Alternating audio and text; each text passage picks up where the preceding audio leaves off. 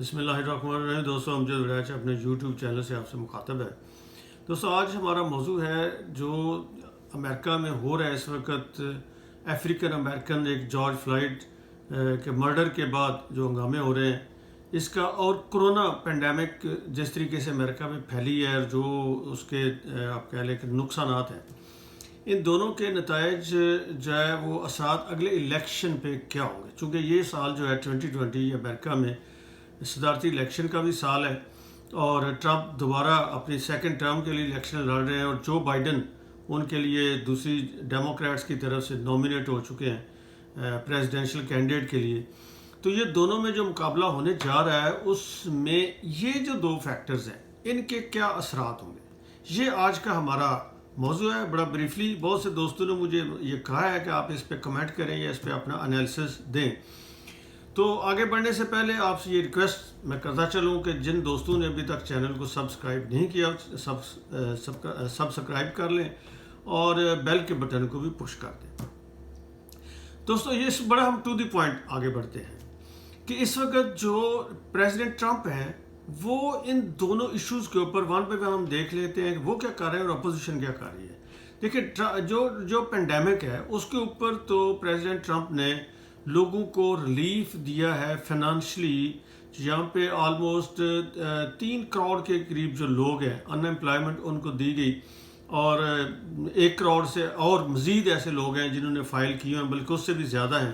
تو یہ 4 سے 5 کروڑ کے درمیان رینج میں وہ لوگ آ جاتے ہیں جنہوں نے گورنمنٹ سے ریلیف جن کو ملا ہے، اور اس میں فیڈرل گورنمنٹ بھی شامل ہے اور اس میں اسٹیٹ گورنمنٹس بھی شامل ہیں.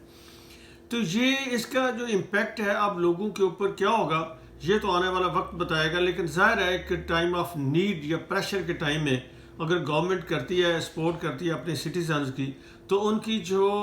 رائے ہے الیکشن میں اس کے اوپر اس کے اثرات ہو سکتے ہیں. لیکن دوسرا جو ایشو بنا ہے یہ جو جارج فلائیڈ کی ہلاکت کے بعد کا ایشو بنا ہے اس کے بہت گہرے اثرات میں سمجھتا ہوں کہ شاید زیادہ گہرے اثرات اس کے ہوں گے. اور اسی کے اوپر ہی اب دونوں جو سیاسی جماعتیں ہیں ڈیموکریٹس بھی اور ریپبلکنز بھی اسی پہ زیادہ فوکس کر رہے ہیں کہ یہ سچویشن جو ہے اس کو کس طریقے سے اپنے اپنے حق میں وہ ایکسپلائٹ کر سکتے ہیں. اس میں جو ڈیموکریٹس ہیں وہ ٹریڈیشنلی امیگرینٹس کے حق میں ہیں، مائنورٹیز کے حق میں ہیں. جو افریقن امریکنز ہیں جن کا یہ خاص طور پہ ایشو بنا ہے ان کے حق میں عام طور پہ ان کی جو رائے یہی ہوتی ہے کہ ان کمیونٹیز کو ریلیف کس طریقے سے دینا ہے یا ان کے مسائل کو کس طریقے سے حل کرنا ہے. ایک پرسیپشن یہی ہے کہ وہ ان کو ریلیف دینے کے حق میں ہوتے ہیں ہمیشہ جب بھی ان کا کوئی پریزیڈنٹ آتا ہے یا گورنمنٹ آتا ہے یا سینٹ میں اور کانگریس میں بھی. وہ ان لوگوں کی جو آپ کہہ لیں محروم کمیونٹیز ہیں یا لیس پریویلیجڈ ہیں یا ولنریبل کمیونٹیز ہیں ان کی آواز زیادہ اٹھا رہے ہوتے ہیں. تو اب بھی سچویشن ایسی ہے کہ اس ایشو کے اوپر فارورڈ پریزیڈنٹ اوباما وہ بھی میدان میں آگے ہیں اور ساتھ جو دوسرے ڈیموکریٹس ہیں گورنرز ان کے میئرز ان کے اور ان کے جو پریزیڈنشل کینڈیڈیٹ ہیں جو بائیڈن، ان سب کی اگر سٹیٹمنٹس کو دیکھیں تو وہ یہی بات کر رہے ہیں کہ جی یہ جو موومنٹ ہے یہ موومنٹ ہے right movement for change.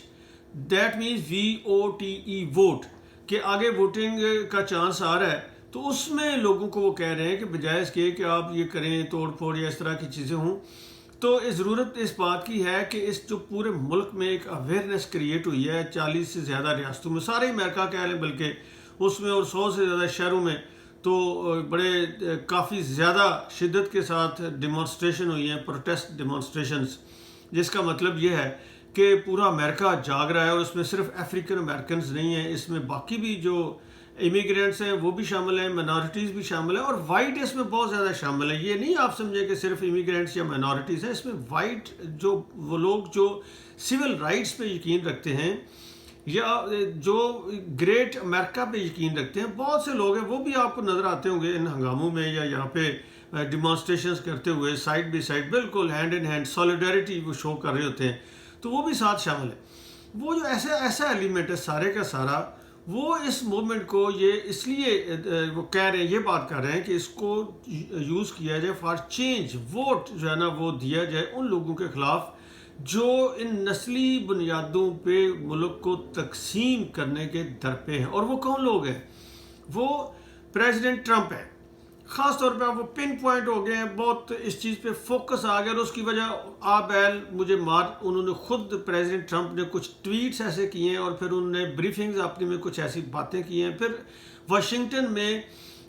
White house کے ارد گرد جو ڈیمانسٹریٹرز تھے ان کو ہینڈل کرتے ہوئے جس طریقے سے سختی کی گئی ہے, اس ساری سچویشن کا رد عمل پورے ملک میں ہوا ہے, اور پورے ملک میں ہنگاموں میں بھی تلخی کا ایلیمنٹ آیا ہے, شدت آئی ہے اس میں,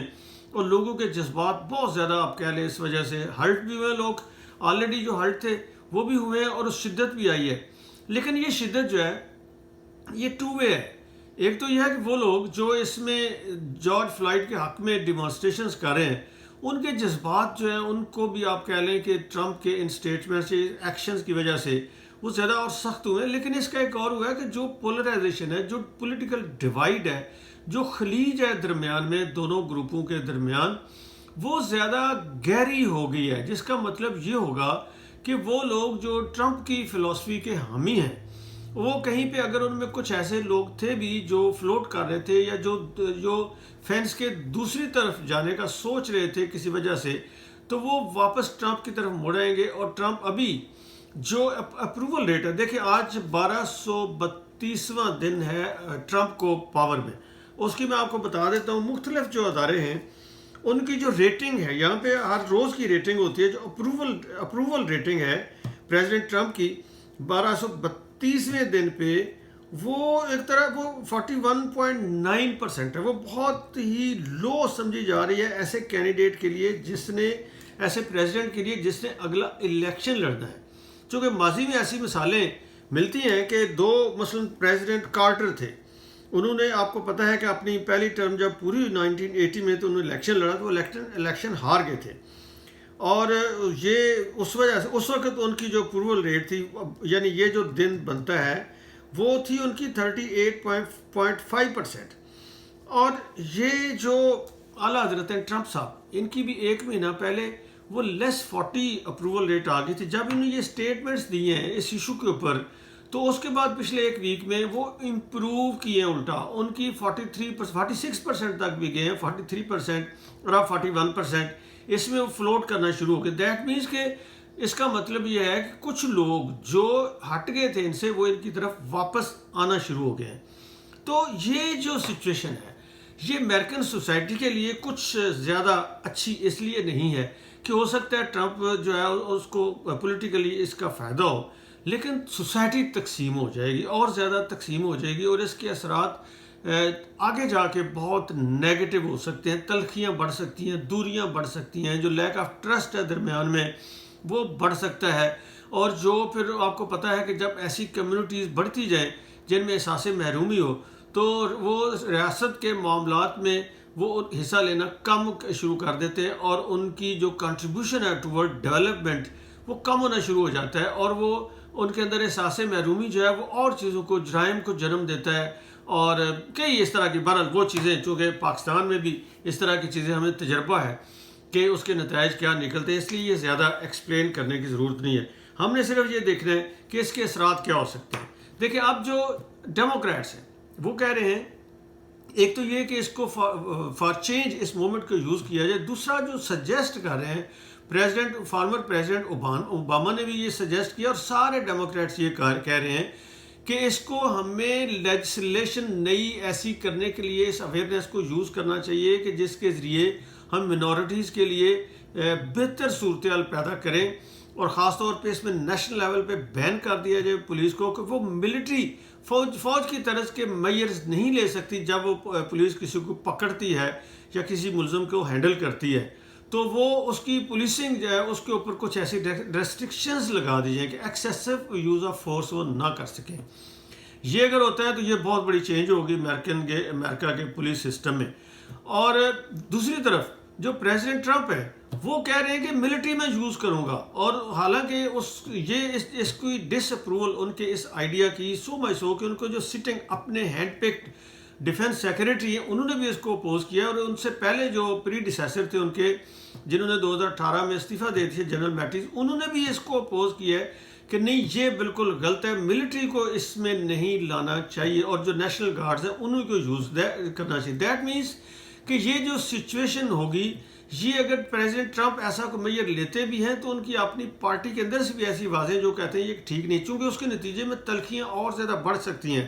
اور فوج اگر ایسے مظاہرین کے مقابلے میں لا کھڑی کی جاتی ہے جو سول رائٹس کی بات کر رہے ہیں, ریفارمز کی بات کر رہے ہیں, جو کہتے ہیں ایکویلٹی, ان کو access to better education facilities, health facilities دی جائے, اور سسٹم میں انجسٹس ہے منارٹیز یا چھوٹے طبقات کے لیے اس کو دور کیا جائے, جس میں ایجوکیشن اور ہیلتھ کے ساتھ ساتھ ہاؤسنگ سیکٹر بھی ہے, اپرچونٹیز جو مواقع ہیں جابز کے اور بزنس کے وہ بھی اس میں شامل ہے, جو